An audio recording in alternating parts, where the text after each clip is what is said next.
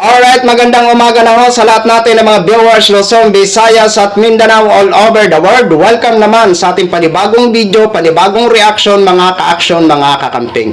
So may gusto lang ho ako na i-share ho sa inyo. Ito si ate girl, galit na galit na galit na siya. Nadamay pa si Mr. President Bongbong Marcos sa galit niya kay Senator Erwin Tulfo. Ayon kay ate girl na gustong magpasikat sa social media, hindi niya daw kailangan ang 5K na pension buwan-buwan.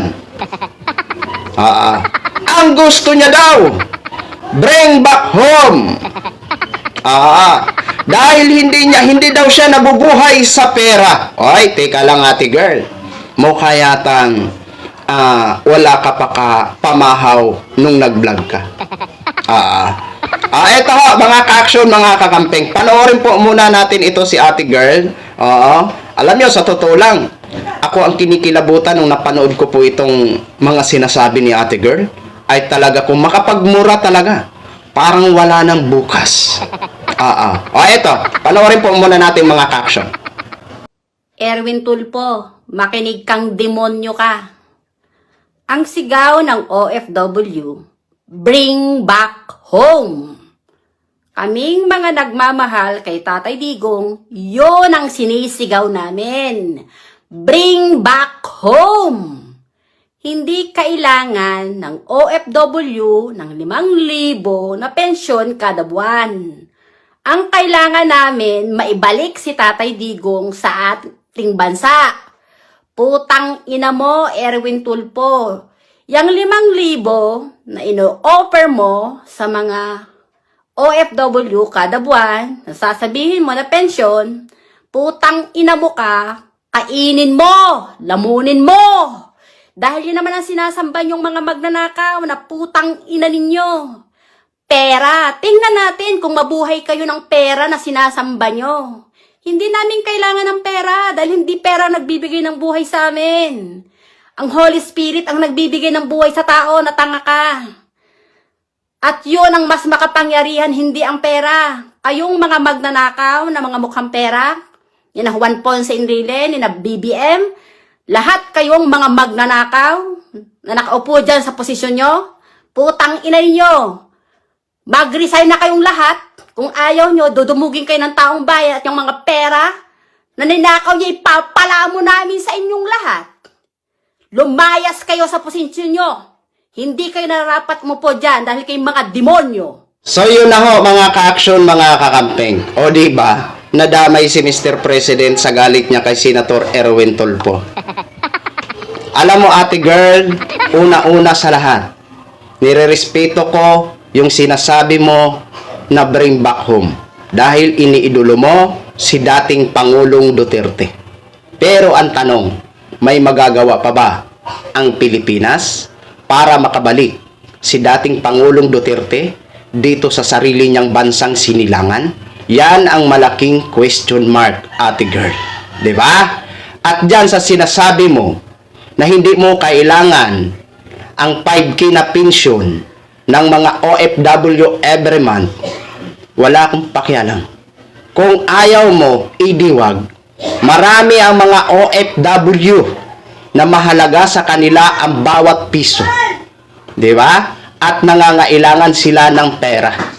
Diba? Marami ang matutuwa ng mga OFW kung sakaling matupad man yan ang 5K pension buwan-buwan ng ating mga OFW. Kung ayaw mo, diwag. Diba? Pero alam ko, kung halimbawa maipatupad yan, ayaw mo man sa hindi, makakabeneficiary ka niyan eh. Diba? Oo. Kaya, yung sinasabi mo, bring back home, wala eh. Hindi nga natin alam kung may magagawa ba ang Pilipinas dyan. Kasi, nasa ICC na si dating Pangulong Duterte. Diba? At dyan sa sinasabi mo, na hindi ka nabubuhay sa pera, tingka muna. Kaya ka nga nag-abroad para kumita eh. Diba? Kaya ka nga nag-abroad para kumita ka. Diba? O, saan ba tayo nabubuhay? Sa pera. Di ba? Ano palang binibili mo dyan na pagkain? Papel? Di ba? Alam ko ang binibili mo ng pagkain dyan, pera. Para pang laman dyan. Alam ba naman na papel ang ibibili mo dyan? Tatanggapin ba yun sa tindahan? Di ba? Kaya nabubuhay tayo sa pera. Kapag walang pera ang tao, high blood. Yan yung hindi magamot-gamot. Di ba? Kapag walang pera, high blood. Oh, kasi walang pera eh. Oh. May gusto kang bibilhin na pagkain, hindi mo mabili dahil wala kang pera. Oh. Ngayon sasabihin mo, hindi ka nabubuhay sa pera? Sus Mariosa. Kahit ikwento mo po yan sa mga kinder, hindi maniniwala sa iyo. Sa totoo lang. Oh, mawalang galang na sa iyo, ate, ha? At diyan sa sinasabi mong ipalamon mo, baka hindi mo magawa yan, ate girl. Ah. Baka nagugutom ka nung sinasabi mo ito o nagki-create ka ng video mo.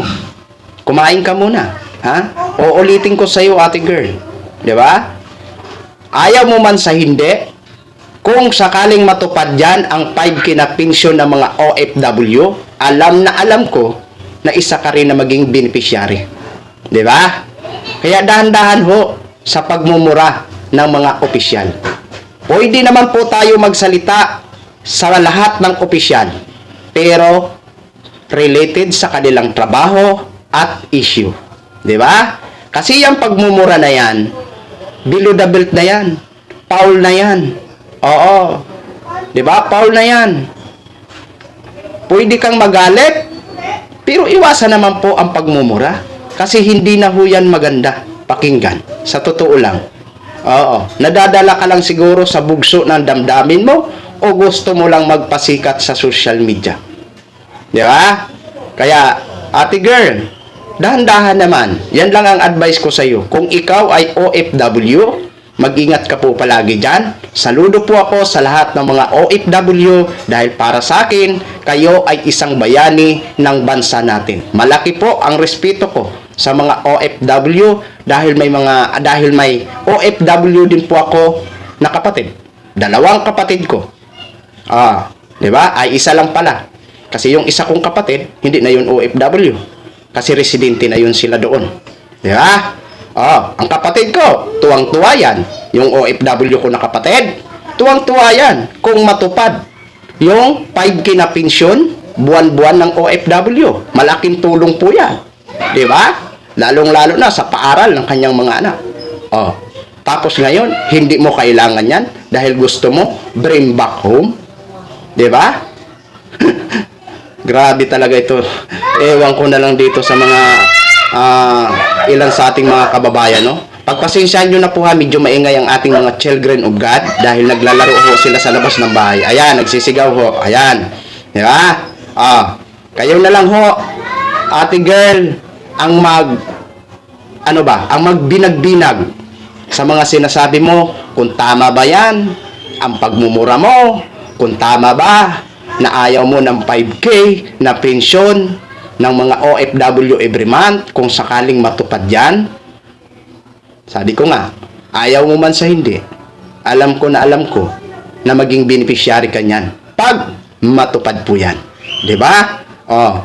Yan lang po, mga ka-aksyon, mga kakamping. Naman to ng mga ilan sa ating mga kababayan.